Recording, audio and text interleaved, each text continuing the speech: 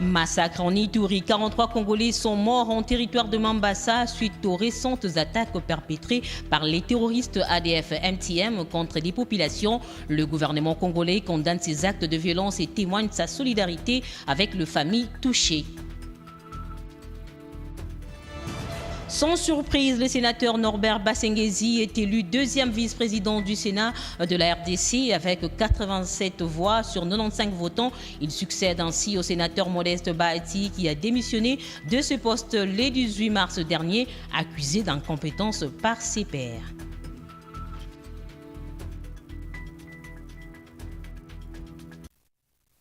Nouveau journal sur SVTV, bienvenue à tous.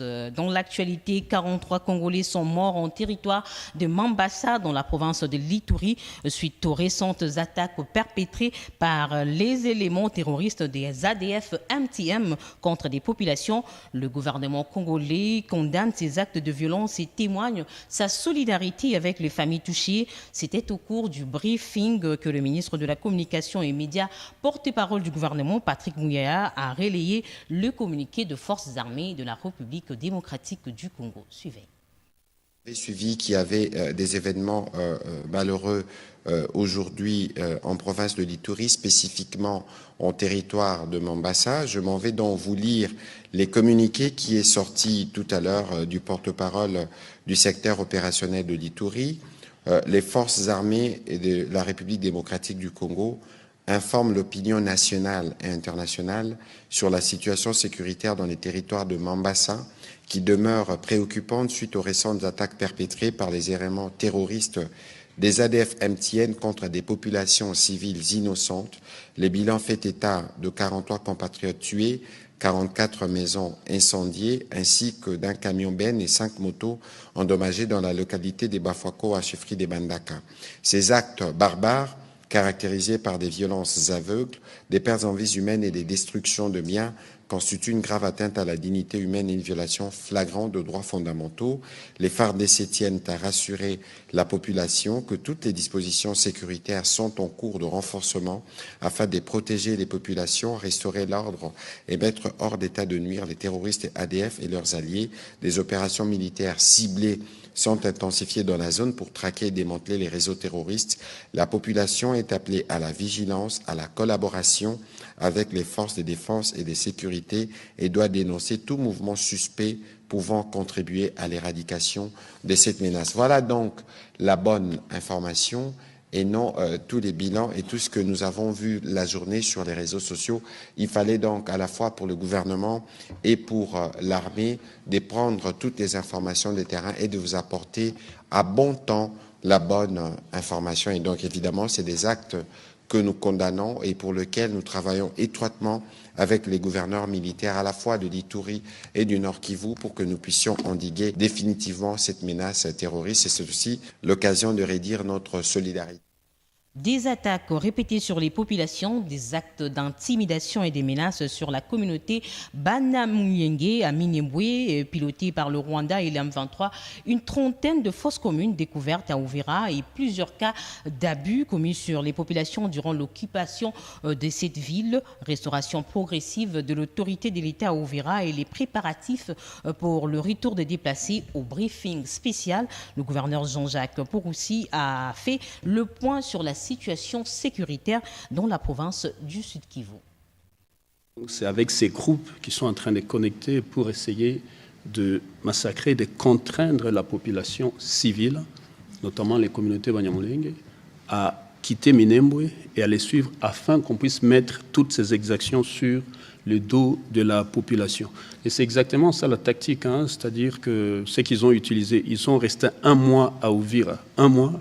Et pendant un mois, je crois que ceux qui ont eu le temps ont pu lire le rapport de l'organisation internationale Human Rights Watch qui a montré clairement des dizaines de fausses communes. Nous, on avait pris le temps, le 20 février, 2 jours après avoir rentré à Uvira, nous avons découvert d'abord 3 fausses communes.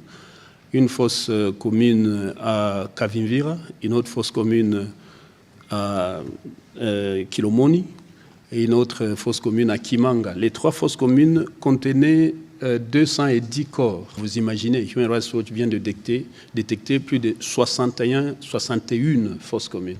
C'est-à-dire dans Uvira-Ville et dans les environs, dans 3 seules communes, on a découvert 31 fausses communes. Sans parler, parce que Uvira est divisé en 2 parties. Donc il y a Uvira-Ville et il y a Uvira-Territoire.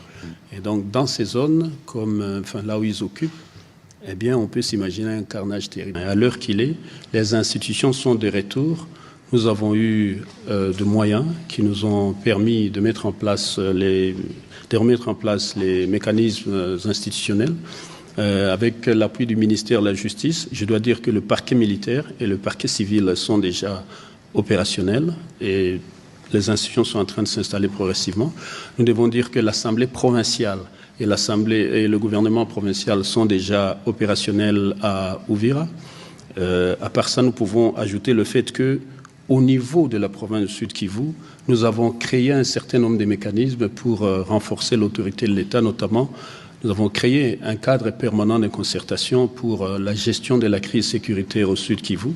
Et ce cadre permanent est constitué des volontaires pour la défense de la patrie, des membres du Conseil de sécurité, c'est-à-dire les FRDC, les services. Vous avez corrigé avec moi, il s'agit bien de la communauté Banyamulenge. Autre chose dans ce journal, face aux tensions dans le Golfe Persique et aux perturbations de marchés pétroliers, la première ministre Judith Suminwa-Tuluka a réuni le ministre concerné pour évaluer l'approvisionnement. Le VP à l'économie Daniel Mukoko Samba rassure que les stocks sont disponibles. Un ajustement de prix reste possible, encadré pour préserver la stabilité de marché. Bien, vous savez, gouverner, c'est d'abord prévenir. Donc, Son Excellence, Madame la Première ministre, nous a réunis ce soir, Madame la ministre d'État, ministre des Hydrocarbures et moi-même, pour faire le point au sujet de la situation de l'approvisionnement du pays en produits pétroliers, parce que l'opinion nationale est, nous le supposons, bien informée de ce qui se passe dans le monde. La guerre dans le Golfe Persique a perturbé totalement les marchés des produits pétroliers. Autour de nous, on assiste à des révisions à la hausse des prix des produits pétroliers. Madame la ministre d'État a, il y a quelques semaines, rassuré l'opinion au sujet de la disponibilité de produits pétroliers dans le pays, mais nous devons, en tant que gouvernement, prendre toutes les dispositions nécessaires pour que non seulement le pays continue à recevoir les produits pétroliers dont nous avons besoin, mais également que nous puissions prendre toutes les mesures nécessaires de manière à ce que la disponibilité de ce produit pétrolier soit pérenne. Et cela passe bien sûr par l'ajustement probable de prix des produits pétroliers, pour que nous ne soyons pas en déphasage par rapport à ce qui se passe dans le reste du monde. Le gouvernement prend toutes les mesures nécessaires de manière à ce que, même si ajustement de prix des produits pétroliers il y a, que cela ne se fasse pas au détriment de la stabilité générale sur les différents marchés dans le pays. Je l'ai dit en titre, le sénateur Norbert Basengezi est élu deuxième vice-président du Sénat de la République démocratique du Congo. 87 voix sur 95 votants. Il succède au sénateur Modeste Bahati qui a démissionné de ce poste le 18 mars dernier, accusé d'incompétence par ses pairs. Norbert Basengezi Kasitima est né le 10 janvier 1958 à Kashimaro, Kaziba, dans la province du Sud Kivu, en République démocratique du Congo. Il a été vice-président de la Commission électorale nationale indépendante, gouverneur de la province du Sud Kivu et député national. Il est à ce jour président et autorité morale du parti politique Alliance des nationalistes pour un Congo émergent, ANCE en sigle, même membre de l'Union sacrée de la nation.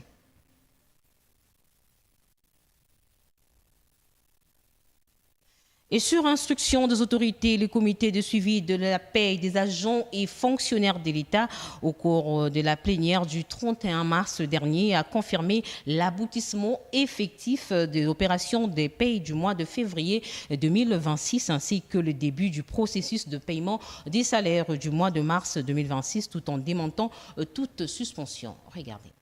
Alors nous venons de sortir d'une réunion comme on a l'habitude de la tenir, sur instruction des autorités de supervision, qui a principalement tourné autour de 2 points. Il était question de faire très rapidement l'évaluation de la paie du mois de février et également aborder la question pour la paie du mois de mars. Concernant le mois de février, on peut, après évaluation, confirmer que la paie a été exécutée conformément aux instructions qui ont été données par des autorités. Les dispositions de manière pratique ont été prises pour encadrer cette paie et la clôturer, disons, fait de manière assez rapide. Alors, concernant la paie du mois de mars, dont on a fait le tour de la question avec les différents services gestionnaires, les services techniques qui sont dans la chaîne de la paie, ainsi que les opérateurs de paie. Et on peut confirmer aujourd'hui que la paie du mois de mars a été déjà lancée. Et comme on a toujours insisté sur la séquence des priorisations, donc ce sont les militaires, les policiers, ainsi que les enseignants qui seront prioritairement en fait alignés. Et on va poursuivre, je dirais, le processus comme on a eu à le faire pour les 2 premiers mois du trimestre, jusqu'à ce que la paie soit clôturée, je dirais, dans un délai en fait relativement raisonnable. Je voulais réitérer la communication que nous avons faite la fois dernière pour inviter tous les fonctionnaires, tous les agents et fonctionnaires de l'État à se méfier d'autres sources pas clairement identifiées qui pilulent des informations qui peuvent désorienter, je dirais, l'opinion publique. Je peux vous rassurer que suivant les instructions qui ont été données par les autorités, le gouvernement, les autorités de supervision, toutes les dispositions sont prises, tenant compte de glissements que nous avons connus déjà à partir du premier mois du trimestre. Et la situation va se poursuivre avec ces glissements pour arriver à une stabilisation à partir du mois d'avril, tel que les autorités l'avaient si bien, disons, fait annoncer.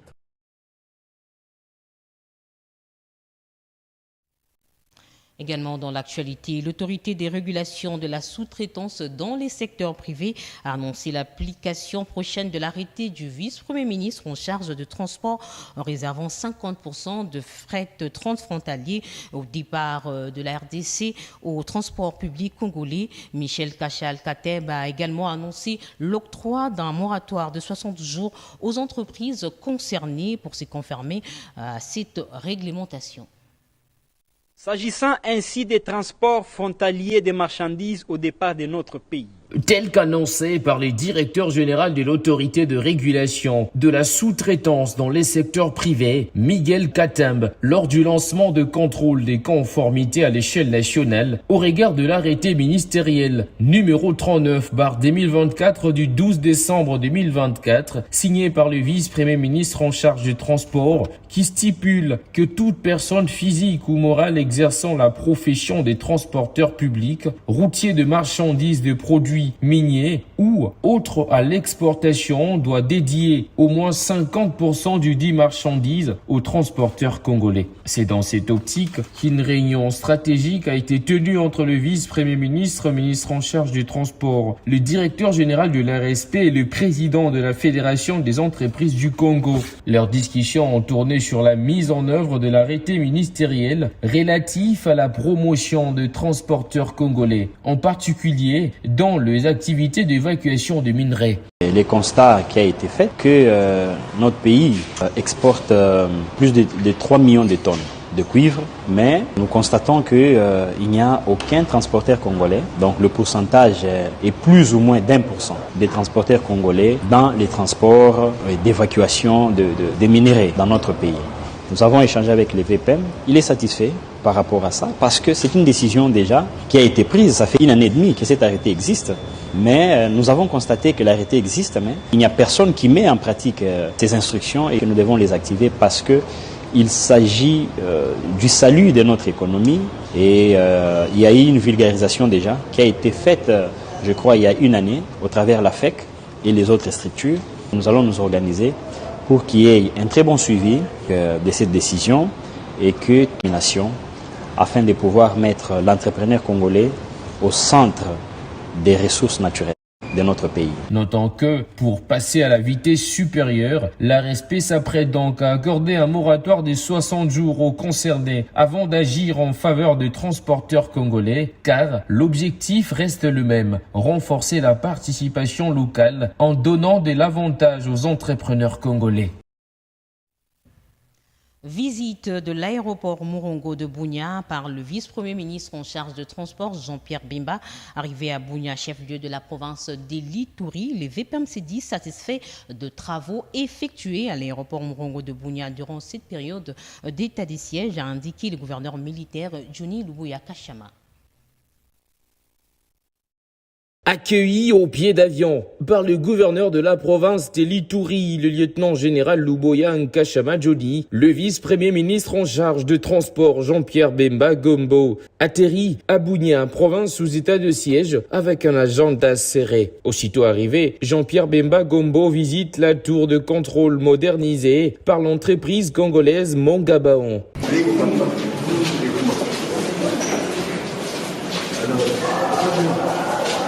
Une grande réunion d'harmonisation a été faite entre la délégation gouvernementale, la RVA et l'entreprise Mongabaon, explique le gouverneur de province. Le matériel est déjà là, il est déjà entreposé ici.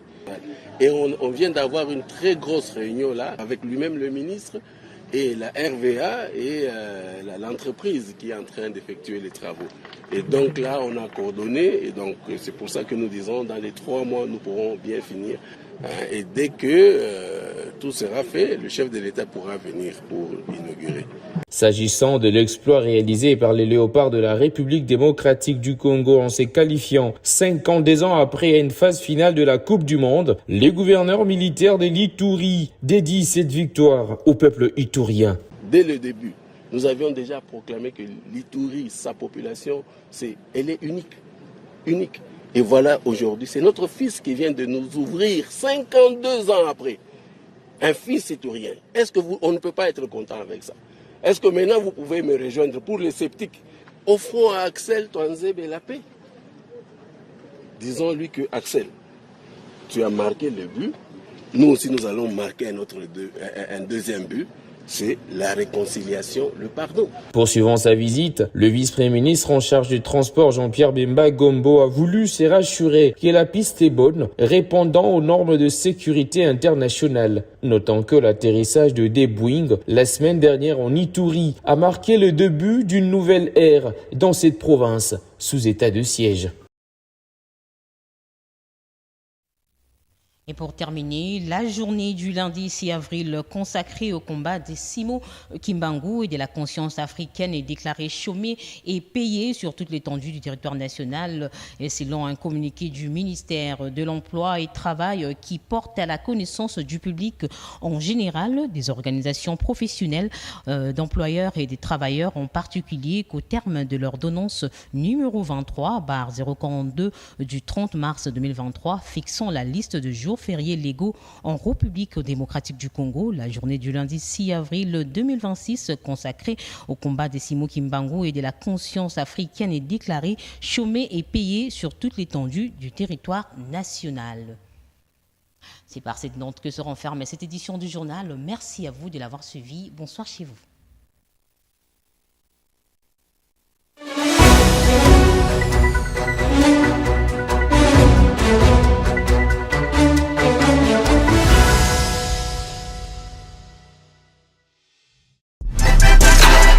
SVTV, Sacré Vision Média, la valeur ajoutée dans les sphères médiatiques congolais.